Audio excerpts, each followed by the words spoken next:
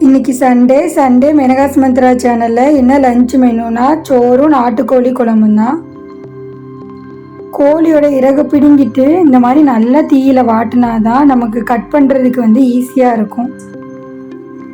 நாட்டுக்கோழி குழம்பு எப்படி பண்ணுறதுன்னு வீடியோ போட்டிருக்கோம், அதை மறக்காமல் போய் பாருங்கள்.